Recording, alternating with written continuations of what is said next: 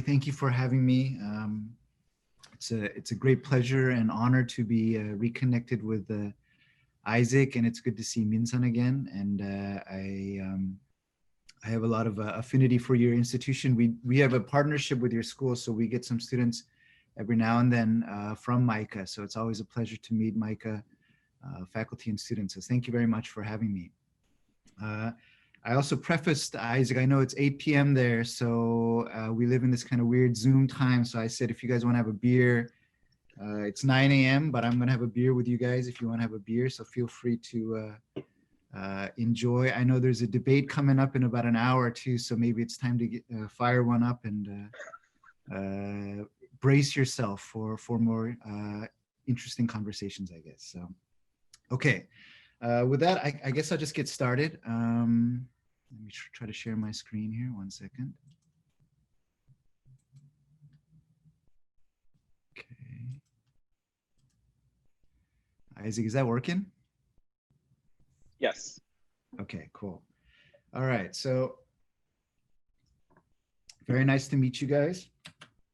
My name is Chris Rowe. As Isaac was saying, I'm a graphic designer, artist, and educator.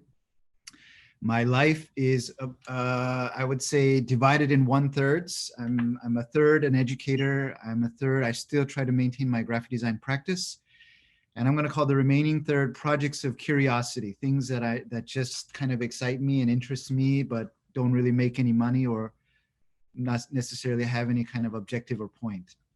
And I'm going to talk a little bit about. Chris, yeah. Your slide stopped advancing. Oh, it did it? Okay. Yeah. Wait. Is it working now? Yes. Okay, sorry. All right. So yeah, I'll talk a little bit about all three of these today. I tried to think about what I want to talk about today, and I kind of gave a similar talk at a friend's class at MCAD earlier this year. And I become kind of reflective, not that I'm old or anything, but I feel like there's some things that I wish I would have known at the age of 25 or 22, and I wish I could have talked to myself back then. And I know I'm supposed to give you guys some hope and all this kind of stuff, but today I'm going to talk about regrets, and this might give some kind of hope, or it might even, I don't know, maybe steer you in the wrong direction, which I hope does not happen. But I'm going to talk about regrets today, and things that I wish I had done differently, I guess. So don't get me wrong, I'm going to try to keep this positive, so don't worry about that. So regret number one. Now that I'm in my mid 40s, I've looked back upon my kind of path, and I realize there's only one thing that's ever really made me happy, and it's this concept called flow. And if you know this concept, it's a concept by Csikszentmihalyi. And it's this state of mind where you are completely absorbed in what you're doing. And this happens when I'm making something. Isaac might remember I'm a huge form maker. So I just love making form, and I just love making. And for me, this is the only time I'm ever really, really happy. So these are two children of a friend of mine. And you can see here, the guy on the right, he's in flow, but the guy on the left is not in flow. And I think this kind of, you guys can all relate to this, because this is probably why you guys are at art school. It's an immense satisfaction. Wait, 1 second here. Okay, it's not working. Yeah. So it's a very common theme. It's often experienced by athletes, artists, musicians, writers.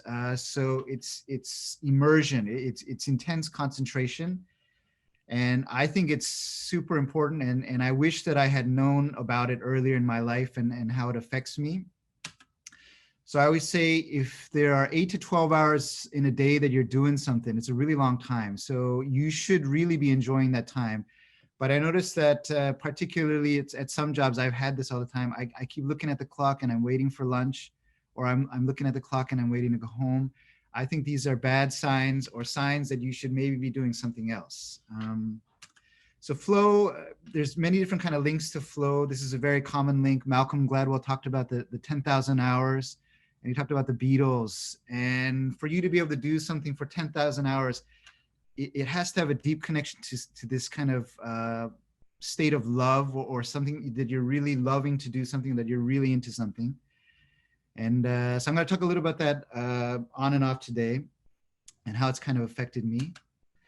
So I originally wanted to go to an art school out of high school. I wanted to go to like a MICA. I wanted to go to Art Center. I wanted to go to RISD. And one of the reasons I went to RISD later was because I had this kind of art school dream or kind of, I don't know what is it, this kind of romantic thought of an art school. I ended up compromising. I fought with my father a lot. And I went to this huge public school. And I was originally supposed to study business administration because he had kind of forced me. He had this kind of dream that I would be take over the family business or whatnot. So every Christmas he'd buy me books like this, CEO related literature. This is, as you can tell by the cover, very fine reading. So I would always get like gifts like this, and I'd be like, "Oh, thanks a lot, Dad. This is thanks for really, you know, being understanding of what I'm really interested in." But I ended up taking a bunch of classes in business administration, economics, and I did very poorly. I slept a lot and I got very poor grades. And I think it was a sign that I was not in flow. So a friend of mine recommended architecture because he said, oh, maybe it's this kind of middle ground between fine art and business. So you might like it. So I took a studio class and boom, I felt it again. I felt the flow. I started model making and I just disappeared again. I lost track of time and I just felt this wonder again. So I was super into it. So I graduated with a degree in architecture, but I can admit I wasn't super passionate about it. I just like making stuff. I'll just be very honest with you. And I ended up getting employed at a very small architectural firm called VBN Architects. I don't think it's around anymore. They got bought out, but they did mostly like transportation or education, like elementary schools, senior highs, and transportation stations. But when I was working there, I was actually doing mostly this kind of stuff. So you obviously know what this is, or you might know what this is. So for about a year, I was drawing bathrooms the whole year. I just did bathrooms every day. And if it wasn't bathrooms, I was doing these handicap access ramps. So these are the only two things that I did for an entire year. And I started to look at the guys that are older than me, 5, 10 years older than me. I would just look at their face and I could just feel no flow. I could feel this kind of tiredness. And don't get me wrong, I'm sorry, if there's any architects in this room, it's a fantastic profession. If you have the patience, it's well worth it. But architecture has this huge apprenticeship period. And if you're not willing to endure that, then it's pretty tough. And I would talk to my friends about how tough this was. And so a friend of mine said, hey, Chris, you know, when you were in architecture school, you were really into, at the time we were using Adobe PageMaker, and I love PageMaker. I just loved fonts, and I didn't know anything about fonts. I would always use copperplate or what would I use? Anyways, very, very embarrassing typefaces. But anyways, I love that, and I love layout, and I love that kind of work as well. So he said, oh, maybe you could do graphic design. So by day, I was, you know, making a very, measly salary. I wasn't Bruce Wayne, but you could imagine it's kind of a Bruce Wayne Batman type of thing. Whereas at night, I started to become interested in this field called graphic design. So I started to go to this bookstore in Berkeley called Cody's Bookstore, and they had a fantastic graphic design section. And I didn't know anything. I just went there and I bought all these books. And if you look at these covers, these are just terrible books. I had no idea, but it just looked cool to me. It just looked really interesting. And I just dived in and I just started buying these books. But I'm really embarrassed now. You can tell, look at this cover of this book. I mean, this is just terrible stuff. But at the time, I was super excited. I was back in the flow. So as soon as I get off work, I would go home, make a cup of ramen, and I just start making these kind of fake graphic design projects. Sorry, fake sounds like terrible because this is all fake news time. Everything's fake. But anyway, it was really immersive because I was just able to make again, and I was able to get into this flow again, and I loved it. Actually, I was in love again. And I started to go deeper into this rabbit hole, and I said, oh, there's like more interesting literature. So it got more and more interesting. And I just really, really was enthralled. And after this, I kind of put together this kind of portfolio without any education. And I actually got a job in design, and the rest is kind of history. I've been happy ever since. And for me, this is one of my huge moments of flow. So I always talk about this. What the hell could you do for 10,000 hours? It's a really long time, but I always say this, what could you do for free? So graphic design, I think I love it so much, and I do this a lot. It's a really shame. I do this, I do very, very terrible budget projects. If it seems interesting to me, I'll do it. And that's how much I love it. And that's how much I really embrace this, again, this part of making. The other thing I love about graphic design is the scale is much smaller than architecture. I was able to work by myself and do these things completely on my own. And I think that makes a huge difference. But I'm going to talk about that. It changed a little bit later, but I'm going to talk about that in a second. So I feel like I'm still not there. Like some days I'm missing something, but I feel like I'm getting closer, and I feel like my practice too, I'm getting closer to these moments of flow, and I'm able to lock in more what makes me happier when I'm working in a particular kind of conceptual framework. So I'm going to show you some, excuse me while I'm digesting my beer a little bit. Sorry about that. So I'm going to just show you a couple commercial projects. One of the huge things that really, really makes me happy is this notion of time and space and 2 dimensions versus 3 dimensions. So this is a cultural space here called Platform L, and they did an exhibition for the media artist named Yang Fudong, who's a Chinese film and media artist. And this was when I started to really embrace this kind of social media, kind of moving posters. And I felt, oh my God, this is pretty cool. This poster can feel, you can feel the Z-axis in this poster. You can go into the poster. And so this is a theme that's been kind of very active in some of the recent work that I'm doing. So I enjoy this concept that the poster is no longer this kind of flat static space, but it's a space that actually can move or become alive. So I'm not going to explain all of who the clients are or what these are, but these are some commercial work which is kind of focusing on these kind of ideas actually. This is a project for Seongbuk Documenta. It's a neighborhood here in Seoul. And for this particular series, they were talking about all these former artist houses that had become cultural institutions. Like when the artist passed away, he or she had donated his or her house to become a museum or a space for art.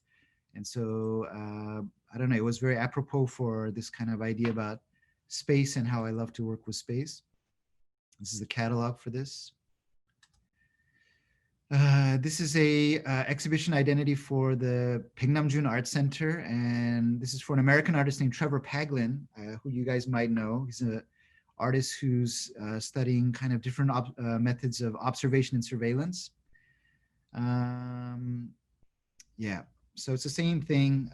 For all of these, I'm just always interested in how traditionally static graphic design can move into something that's a little bit more dynamic in some ways. This is for the, I would call him South American German artist, Thomas Saraceno, who's an environmental artist. And this was done at the Asia Culture Center in Gwangju. And yeah,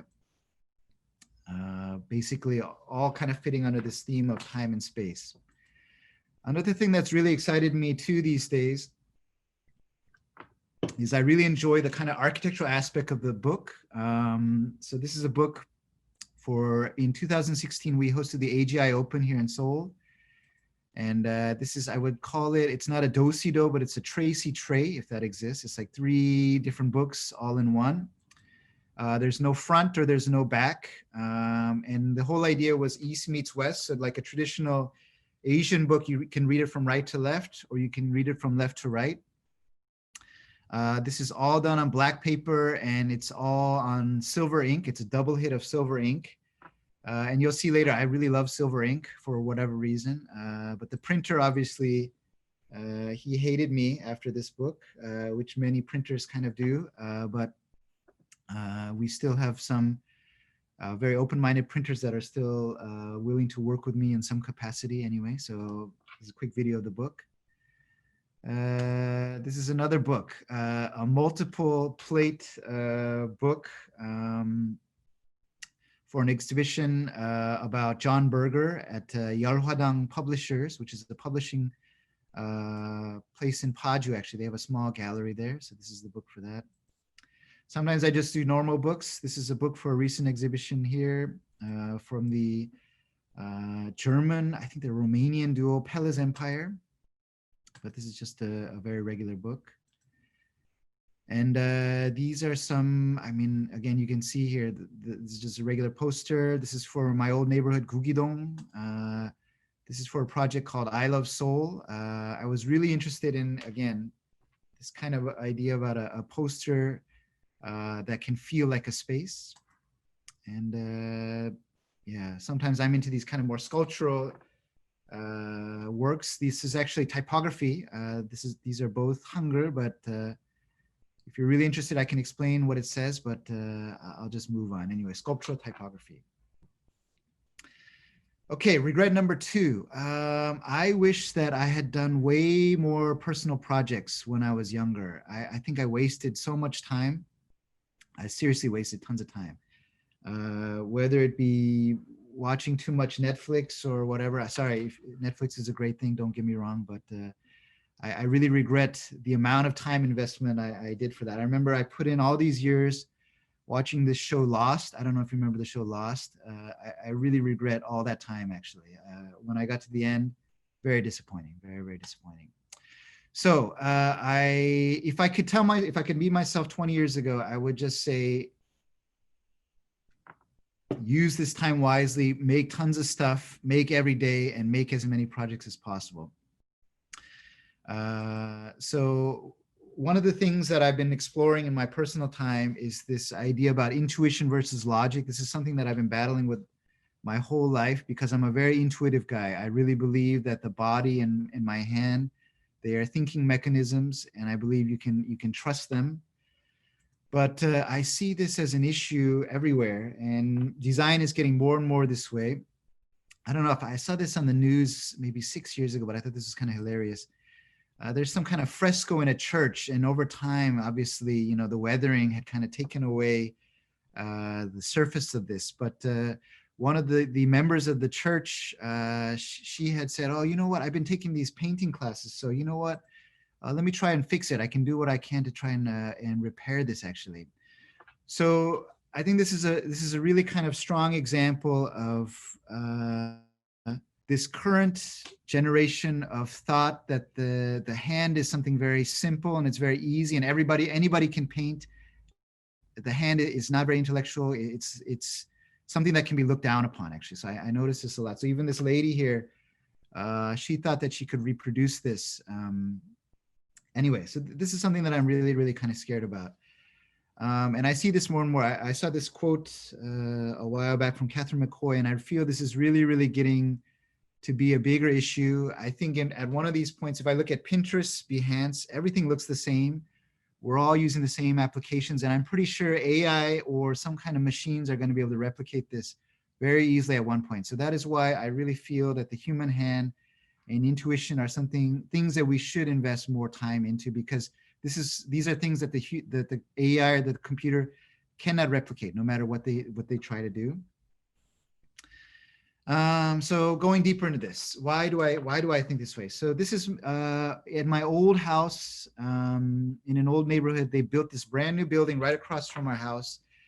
And if you look here between the second and third floor, there's this small piece of tape. I don't know if you guys see this. So if you zoom in here, there's a small piece of tape here. It's a brand new building. So every day when I would leave for work, I would see this tape. And after a while, it starts to make me crazy, actually. I would start to look at it and I would start to think, why is this piece of tape on this new building? And it really just starts to make me crazy. And it's there. It's still there every year. So in 2014, the tape is still there. In 2016, the tape is still on this building. And I went and checked it out this year. It's still there. The tape is still on this building. But when you look at this building, actually, I don't know why I got so angry at the tape, because honestly, the tape, it takes this kind of very nondescript building and gives it a little bit of character. It adds something to the building, something that is unplanned And I don't know, I began to think, oh my God, I think I have some kind of like design logic kind of issue. Like what does it matter that the tape is there? I mean, the tape, actually it's kind of nice, you know, that the tape is there, but I would look at this and it would make me very uncomfortable. And it is because of this, I began to think, oh my God, I have also become part of this logic generation. And you see this more and more too, like design research, UI, UX. And again, don't get me wrong. I mean, these are very logic-based extensions of design, but I don't know. Anyway, so I started to go against this in some ways. So I started to do some projects where I wanted to explore my intuitive or kind of non-logical thought processes. So this is a project called Idiot. So I would just do, and like, that's a terrible name, Idiot, but I just wanted to do very stupid things and just see where it took me. So this project here, for 1 month, I just used my left hand. I just wanted to see, there was a book from a UCLA teacher about using your left hand. And everybody says if you use your left hand, it helps your creativity. So I would brush my teeth. I would pick up the phone left-handed. I try to eat left-handed, and I would try to make things left-handed. And I just wanted to see what kind of things would happen when I am not so, what is it? There's not this kind of dogmatic left brain kind of dominance in me that's telling me what is right and what is wrong. This is Idiot 2. So for about a month, similarly, I tried to work without using my eyes. I just closed my eyes and I was just making. And obviously this looks really ugly and this looks rather terrible in some way. But again, this was in some way very enlightening in some way. So after doing this, I began to enjoy this kind of process of very stupid use of the computer in some way.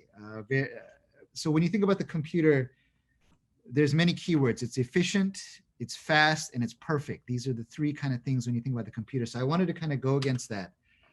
So I started to do a project I called Vary, which is I try to use the computer in really kind of stupid ways and see if I can make typography actually. So I would take, I don't know, things and I just kind of push them around very, very inefficiently and try to do different things. So it's a little bit hard to read, but these all say the word vary.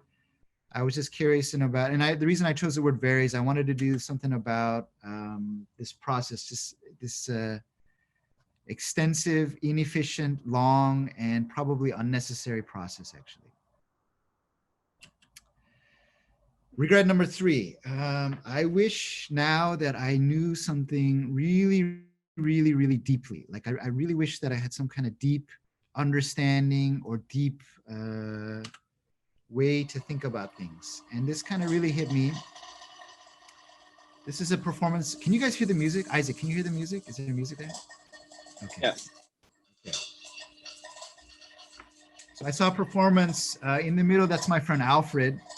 He's a very accomplished jazz musician.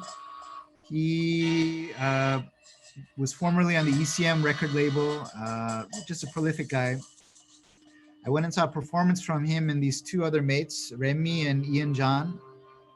And so if you look at the guy on the left and the right, they're just kind of, they're doing some really cool stuff. It's experimental music, but they're just kind of like tapping things and making noise. And I thought this was really, really cool. But what hit me was when Alfred started playing. So he's been playing the bass clarinet for, I think, 40 years. And so at this moment, it felt like Alfred had taken his soul out of his body and given it to me, if that makes sense. Sorry, it's a little bit loud. I don't know if that makes sense. I felt something very emotional when I saw Alfred speak compared to the other 2 guys. And no offense to the other 2 guys. I mean, it was really cool. It was experimental. It was different. It was sounds that I had not heard before. But when Alfred was playing the music, I felt something. Like I feel like I was communicating with his soul in some way. I know this sounds totally crazy. Doesn't make any sense at all, but I could feel something. And so it's like a recent thing of mine. I want to feel that too. And I'm hoping people can feel that too from my work. So this is something that I've really been interested in. So about 10 years ago, I started kind of messing around again for similar reasons with really kind of stupid printing processes, old facsimile machines or old printers, Xerox machines, low toner laser printers, all these different things. And I just became really curious about some of these kind of imperfect or these kind of analog, or again, these kind of humanistic ways of expression that come from these machines. So I had recently begun to explore this. I wanted to go deep. I wanted to really kind of understand this kind of language, and I really wanted to go much deeper, actually. So I've started to turn this into this kind of process. I don't know where I'm going with this yet. So this could change in about a year or a couple months, but I've turned this into a series of, I would call, print explorations, where I'm really kind of exploring different kind of ways of printmaking, actually. So this could be kind of a middle point between, I would say, graphic design and printmaking.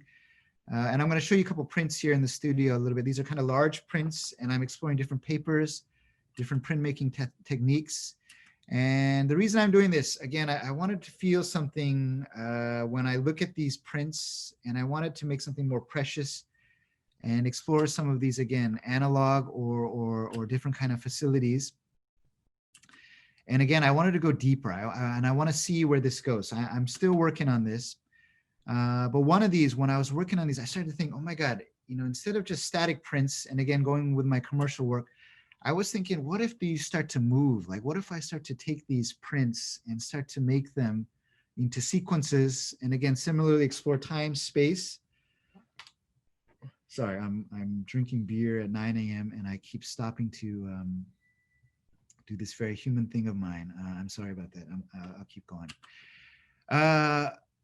Anyway, when I was doing these, maybe about a year ago or so, a friend of mine saw these, and he said, hey, Chris, you know what? When I see these, I think I can hear something, man. And I was like, what, really? There's no sound. And he's like, yeah, I think I can hear something. And I was like, wow, that's pretty amazing, actually. I didn't even plan that, but that's kind of cool that you can hear something. He's like, yeah, it's not like a real clear sound, but I can hear something. And I was like, wow, that's pretty amazing. And then I started to think, oh my God, you know what? It's so unfair. If you look at musicians, nobody ever asks them, hey man, what does this sound mean? Can you explain this sound? But in the visual arts or visual design, we always have to explain everything to clients, to people. I always have to explain my form. Why did I do this? And Isaac will know this too. And I have a very sad confession. I don't have much thinking when I'm doing this stuff. And I'm just kind of feeling it. And I have a complex, like in grad school too, I didn't really have any deep explanations. I didn't have any deep societal or environmental or cultural issues that I was dealing with. I just really just enjoyed the making. And so I thought, this is kind of interesting. I want to keep going deeper into this. So what I recently started doing is what I call sounds. And so I'm exploring this kind of printmaking process, and I am just creating sounds, but they are sounds without sounds. Like, there's no sound. I'm hoping you can just feel them as sounds. Like, you can just look at these, and I hope it can be a similar sensation to sound or the experience of music. Like, you just look at these, and I'm hoping that you can just feel something, whether it be the printed version or whether it be the motion version. That is kind of my hope with these. So I'm up to 69 now, and I don't know where this is going. I have no idea why I'm doing this, but honestly, this is my flow too. I really like this. I can't explain it. When I'm making these, I just go into that space, that deep, dark place where I'm really kind of happy. That sounds very bad. Not deep, dark place, that space, that weird space that just gives me great joy. And so, yeah, I just keep making these things, and I don't know where they're going to go, and who knows how it's going to evolve, but I'm really happy doing these. And again, I felt a sense of freedom. Like, finally, after all these years, I can just make form as I want to, and I don't really have to explain anything. I'm just hoping people can just enjoy experiencing them, and I'm just enjoying making them, much like music itself, I think. I don't know how to make music. I've never composed any music at all, but I feel finally like a musician. I've always wanted to make music, but I feel like a musician in some ways. So this is now going back and forth. So I have this, it's a pretty interesting process where I go back and forth between time-based work, space-based work, and the static and static print-based work. I'm also exploring this now in 3 dimensions. How can you experience these moving sequences in different kind of ways? That's not just a conventional, forward-looking one-dimensional process. So this is one of those. So sometimes they're up to 36, 48 frames. Sometimes they're as little as 16 to 24 frames. But it really kind of excites me in some ways. So this is some recent work too. I've expanded even beyond some of my other printmaking techniques. There's some other kind of interesting, I would call this polycarbonate printing. So this is something that I've been really kind of interested in exploring, because you can print these huge, almost like 3 meter by 2.5 meter surfaces actually. And the experience to see them at this huge size is really, really different as well.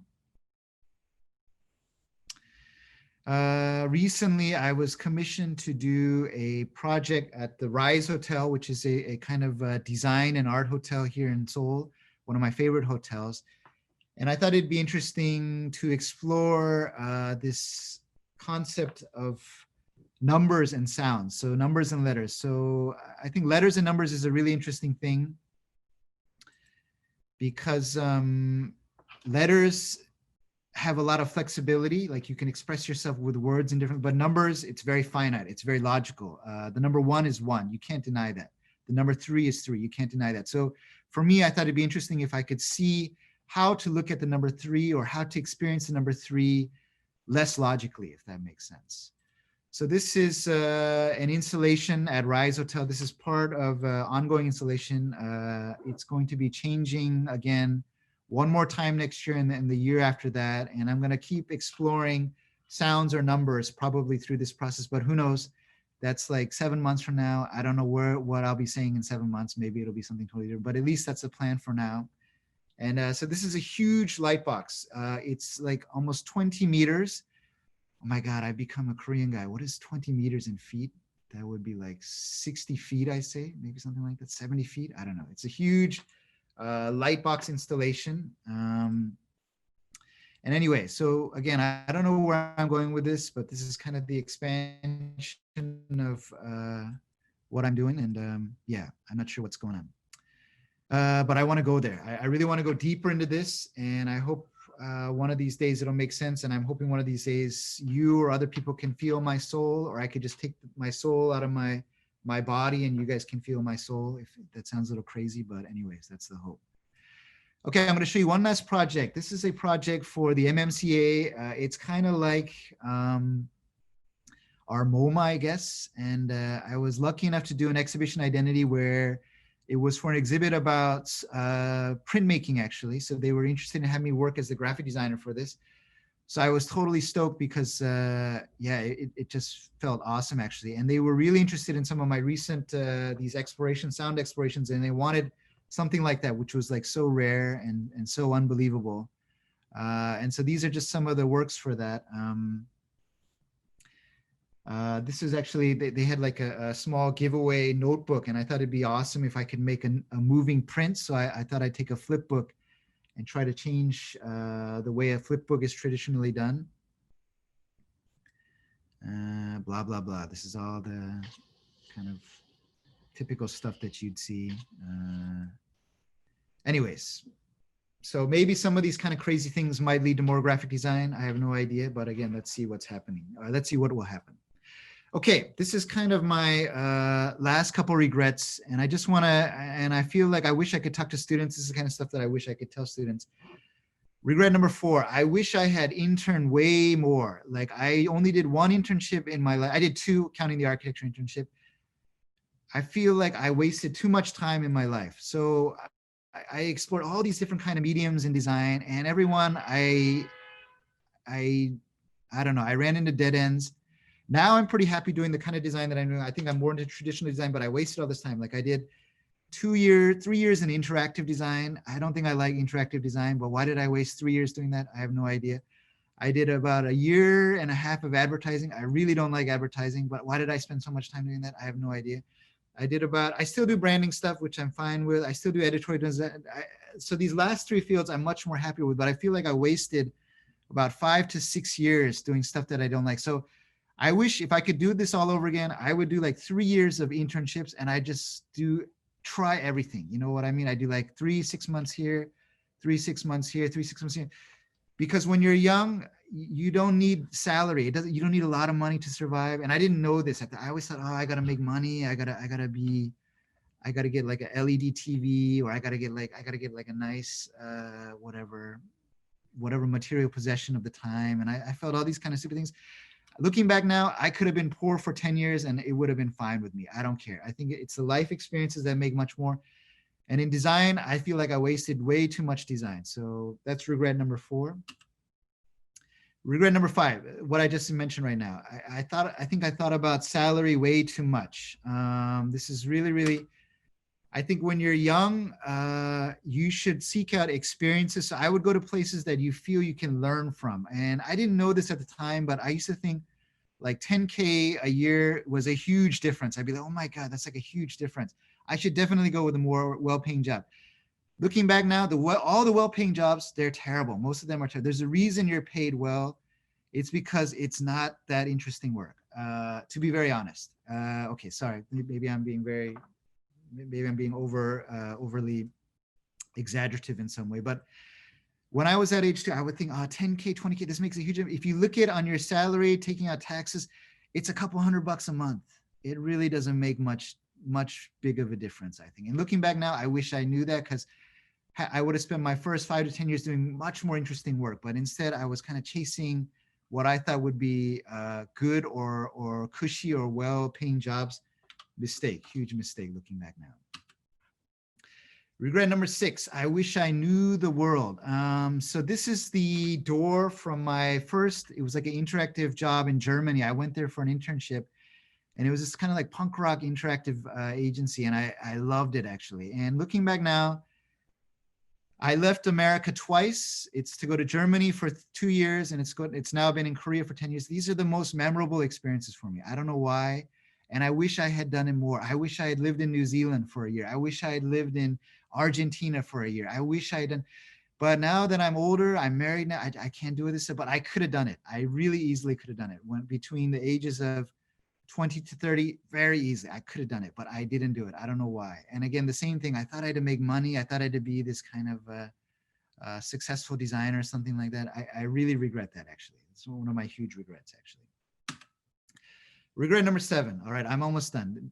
I don't want to bore you guys to death with these, but I wish somebody told me that you would only be a very active designer to around the age of 35. Nobody ever told me this. I feel really ripped off because nobody told me at 35 you become a director. You become a design director, creative director, and you got to like tell these younger kids what to do. Nobody told me about this. Nobody told me that graphic design has a shelf life. So that is why right now I'm really stupid. I'm in my mid 40s and I still am trying to do the graphic design all by myself. I work with a designer, but we work together, but I still am very hands-on because of flow. I love this flow and I love this moment of making, but nobody told me this. And I'm really sad about this because had I known this, I don't know if I would have necessarily done design, to be very honest. So I'm looking for something that I could do till I'm 70. I really want to make, and I don't know, this sounds crazy, but I'm going to really try to do graphic design till I'm really old. But I don't know if anybody will hire a 65-year-old designer. Who knows? But that's my dream right now. That's my dream.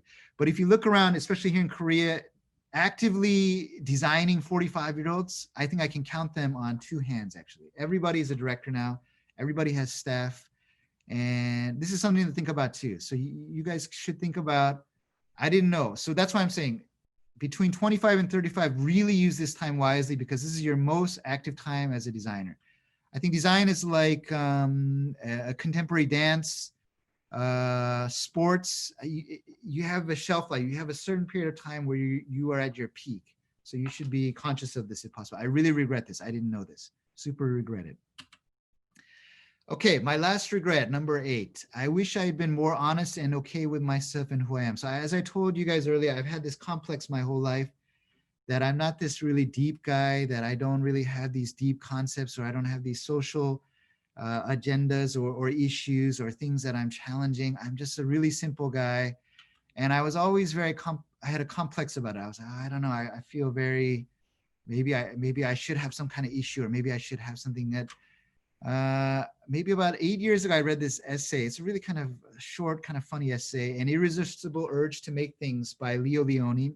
It's really short, but the first half really speaks to me, because that's all he wants to do too. He just enjoys making. And I think recently I've just become more honest with who I am, and I'm just finding peace that this is really what makes me happy, and I'm becoming more okay with it. But I wish I had been more okay with this 10, 15 years ago, because I think it would have changed things. Because I always had this kind of this complex, and I wish, knowing now, looking at my life now, I don't think I needed to have it, actually, if that makes sense. Okay, in closing, so blah, blah, blah, find your flow, see what you can do, find this thing that you can do for 10,000 hours, if you can, what really, really makes you happy, and see if you can do it a lot. Use your downtime wisely, try to make as many projects as possible. Go deep, see if you can really, really get to know something where you can really express yourself in a really, really deep way. Intern like crazy, try to find the kind of design that you like the best. Don't let salary take away your stories. Your youth, you can have all these great experiences, but if salary, I don't remember anything about my salary. I don't remember ever having a good, like, what this good salary did, or what this LED TV or LCD TV. I don't remember any of these things. It doesn't matter to me. Don't see the world, know the world. So if possible, I don't know, try to experience things outside of the States if possible. I don't know. Your shelf life, know that you have a certain amount of time where you're at your peak of your graphic design ability. Use this wisely, and then be honest, be okay with yourself. Yeah. Okay, that's it. So thanks a lot. I hope I don't know, maybe I said too many weird, crazy things, things that make no sense. Soul, flow, probably, maybe, I don't know, maybe you guys are not interested at all. Maybe you guys are very logical designers. I have no idea. But anyways, that's who I am, and I'm going to be less, have less a complex about it. That's who I am. And it's really nice to meet you. And it's been a pleasure to talk to you guys today. So thank you very much. Wow. Thank you, Chris. That was incredible. Thanks for sharing your work and your thoughts, your wisdom, your soul. That was amazing. I wonder if you'd be willing to take some questions from the audience. Yeah, absolutely. Let me stop sharing, and I'll do the camera a little bit bigger, I guess. That makes sense. So if anyone has questions, please be brave and unmute and go ahead and ask. If there's no questions too, I'm quite okay. Here in Korea, there sometimes people don't ask any questions, so there's no pressure at all. And then typical Korean way too, if you want to hang out until everybody's gone, that happens a lot. Then you can ask questions like when everybody leaves too. So that's another possibility as well. Happens all the time here, really happens all the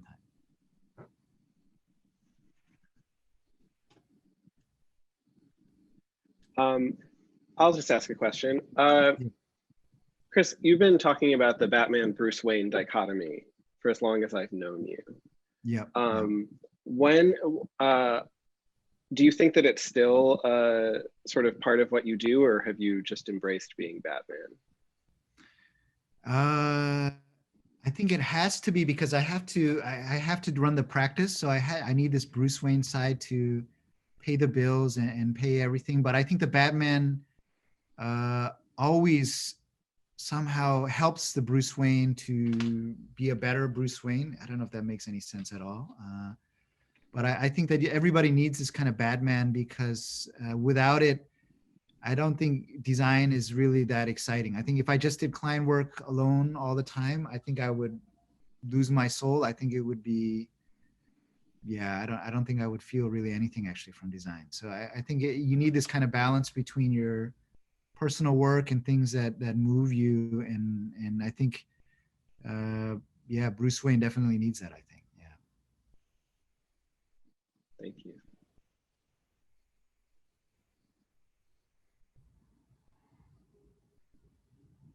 All right. I'll keep asking questions. Oh, Oh, no, go ahead. I was just gonna, let me turn my camera on because it's like weird talking without my camera on. Hello. Hey, I just want Victoria. to say that I really loved your presentation. I am a graphic designer, but I also really love printmaking and like working with my hands, Yeah. and like that materiality quality that you can get like with scanning things in and working analog. So I was just wondering like what your preferred method is to work with, and because I see that you have like a lot of different ways of working and like analog materials. So I was just curious. Yeah. Okay, so I have a weird process now. So I work in like a frame by frame kind of animation sequence. And I like this because it feels like clay. And if you look at my kind of form studies, they look kind of like clay, like they're kind of putty. And I just like smashing things with my hands and kind of making them. And then what I do is I take this and I start to spit it out into different kinds of analog printing methods. And I love these kind of old effed up machines. Sorry, I don't want to say effed up, but you know what I'm talking about, like these old effed up machines. Like we got this Xerox machine at our office here, and it's effed up in a nice way. Like it just kind of cranks out these weird things, and I like that. But then what I like to do is I like to crank these out. And so here at my studio, I've got like I can do like 600 by, it's like a 20, a little bit bigger than a 24 by 36 print here. And I have a silk screen set up, like I got a dark room and what is it called, a emulsion exposure unit, blah blah blah. So I'm doing that kind of work here too. And then I work with this guy. I forgot to show these. These are some of the prints. So like they're kind of these huge prints. And this is fluorescent and silver ink actually. And I like to take these really small kind of animations, and I like to see them huge actually. So I'm expanding them. So I'm scanning them in at like 2400 DPI, and then I enjoy this process of like playing with the scale of these. They're actually really small prints, but actually seeing how they feel at this kind of large scale. And then I like to explore these different papers and textures. There's another paper. So this is it's a paper called Curious Matter. I don't know if they have this in the States. I think they do because it's an English name, so I don't know. And this is silver on Curious Matter. And then this paper here, if you touch it, it just feels awesome. It's like this kind of, it feels like a Batman suit actually. You know what I mean? Like the rubber, you know, the cape or whatever. I don't know what it is, but so this is, I'm super into this kind of stuff. So this is kind of the process these days. I don't know if that makes any sense what I said, but so papers, Yeah. different kind of inks. So what I love about a silk screen and this kind of offset litho, it's like I love white inks, fluorescent inks, and silver inks, and I love that you could. Can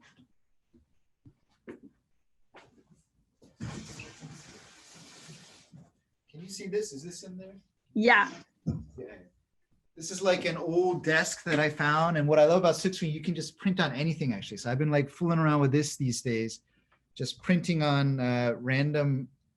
Man, now that I'm talking to Americans again, all this like bad words are about to come out. Random shit that you find on the street or whatever, like this kind of stuff kind of excites me actually. So yeah. Does that make sense? I don't know if I answered your Yes. question. Oh my God, that was amazing. That was a lot deeper than I was expecting, but like a lot, like really appreciated. Thank you for opening up about that. Sure, yeah.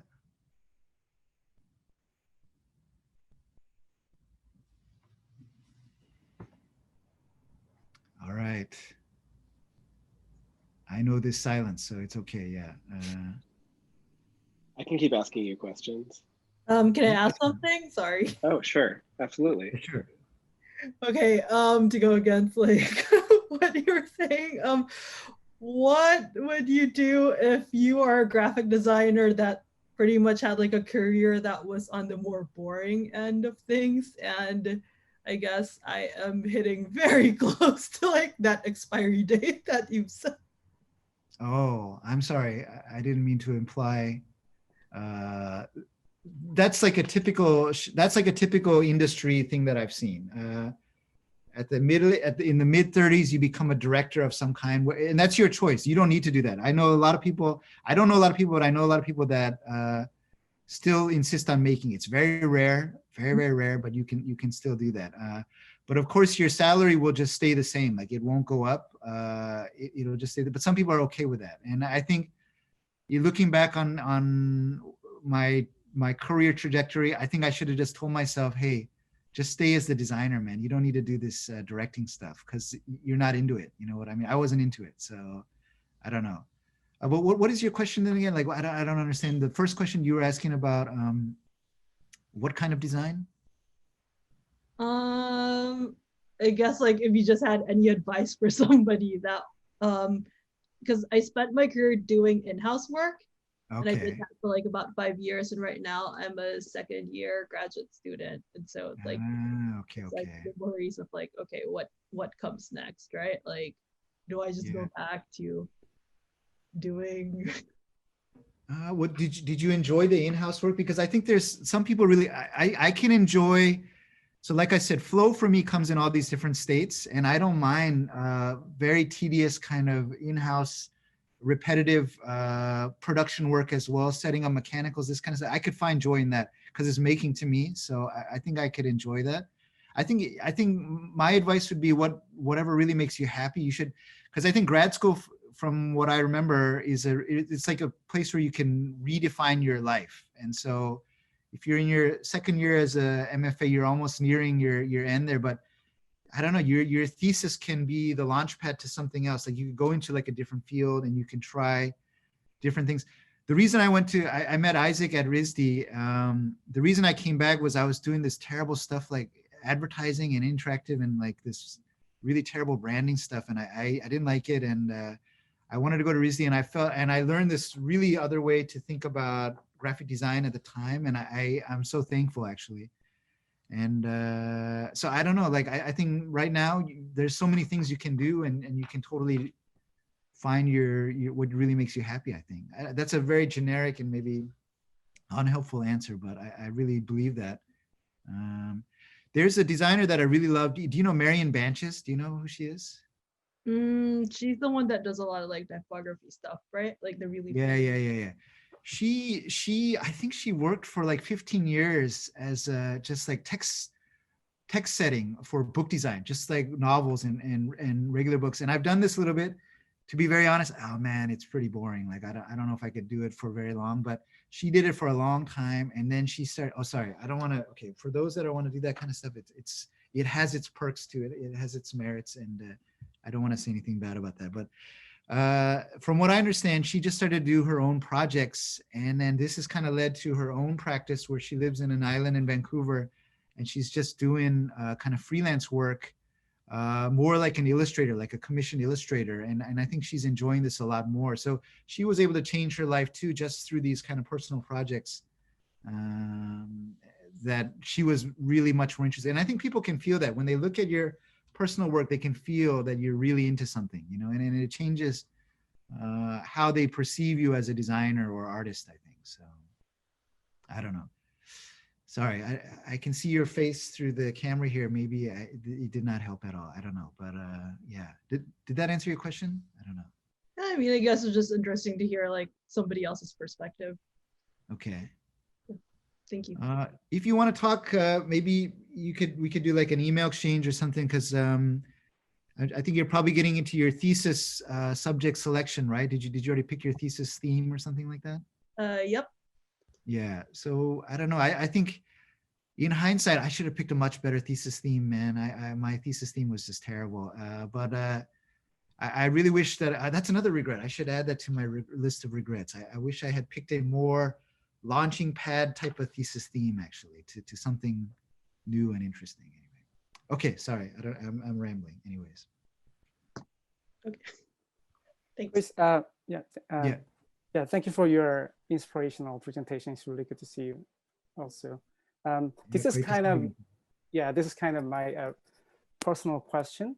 As you know, I was grown up around 30 years in Korea, grown up and lived and worked here around 30 years, and I'm working and teaching in America around 10 years. So while you grown up in America for a long time and then you moved to the Korea, so what's the biggest difference between two different cultures when you teach and practice design? So it's kind of the big question, but there would be some, I just wanted to hear your experience regarding that topic. So yeah.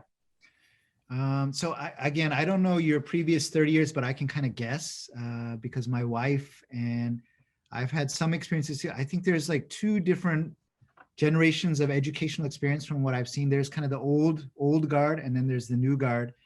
And I think the old guard is very strong here in Korea. And I feel it has its roots in the military. Like, all men are required to be in the military. And I think this kind of culture has seeped into all different kinds of society here. And I feel like there's many benefits of that kind of learning, but I feel it can be very,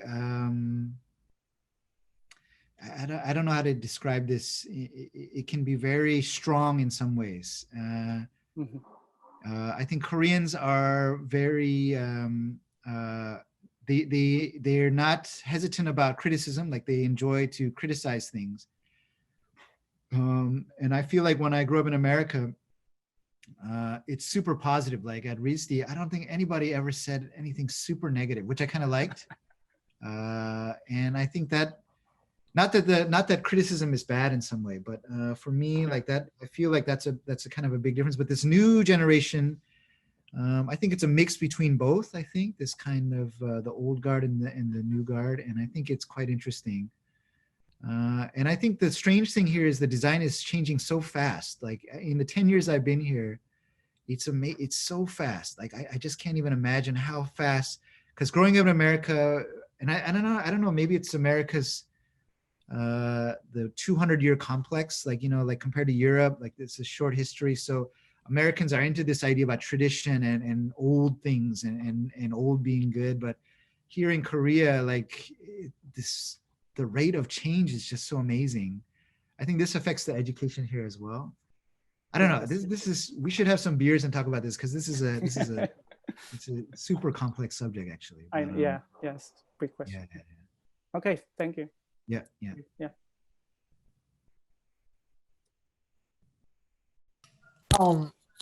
Hi, I have a question, if it's okay. Sure. Yeah. Okay. First of all, I am a big fan of your work, and thank you for sharing your thoughts. And after your presentation, I guess you kind of struggled during your design experiences after school. And I was wondering, have you ever thought of trying totally new thing that's not related to design or art? And what kept you in the design and art world, if that makes sense? What do you mean by new thing? Like, can you give me an example? Like what for example, being studying philosophy, or studying medicine, or studying chemistry, something totally new, not related to art or design. So again, I this sounds really bad for me to say, but I think I am lucky in that I'm not very talented at other things. Like I'm kind of an idiot, and I've only really been somewhat okay at making, but I don't really have much other skills actually. So it's been very clear that I should do this. And no offense to my father, but now that I know my father, like after all this, he should have been an artist too. Like he has no place doing business or whatever. He should have been an artist. So it's very clear that I should have just done making, something dealing with making. But my wife, she's what is that called? A jack of all trades. She's good at everything. It's a huge issue for her because she can't decide, and she can never go deep into one field because she's really always wanting to try these different things actually. So I don't know. I can kind of understand this more. Yeah, but there's a lot of stuff that I still want to do. Like, I don't know. I have these, I have all these kind of, I want to make movies. I don't know why, these short stories. I have this but I don't think I'll ever be able to do it. But I have tons of these stories in my head that I want to tell, but I don't think I think I just have to be realistic to what I'm okay at and what you know, because I think there's only a certain amount of time in this world, and so you should really kind of focus on what makes you happy or what you're good at. Are you like my wife, maybe like very multi-talented then, or lots of different interests? Yeah, I just have a lot of different interests other than design or art, but like a lot of other stuffs are very, very related to art and design. But sometimes I'm wondering, just like, what if I had studied, or what if I had chosen different path or something? So I was just wondering, like, what made you be so sure about your like interest or path? I don't know. I think I just kind of fell into it. But like I said at the very beginning, flow is huge for me now that I know. So whatever it is that would give me flow, I would be like, it doesn't have to be art or design. Like I could have done anything else with flow. Like, again, I was saying I would love to have been a musician. Like, I think that would have been awesome because I could just do flow the whole day. But I don't even know how to. I'm terrible at music. There's a word here in Korean for somebody who's tone deaf. That's me. So when we go singing here, I'm just this. So anyways, it's a clear sign that I should not do music. Like that was a very clear sign. Yeah, I don't know if that helps. Oh yeah. Thank you for answering. Thank you. Yeah.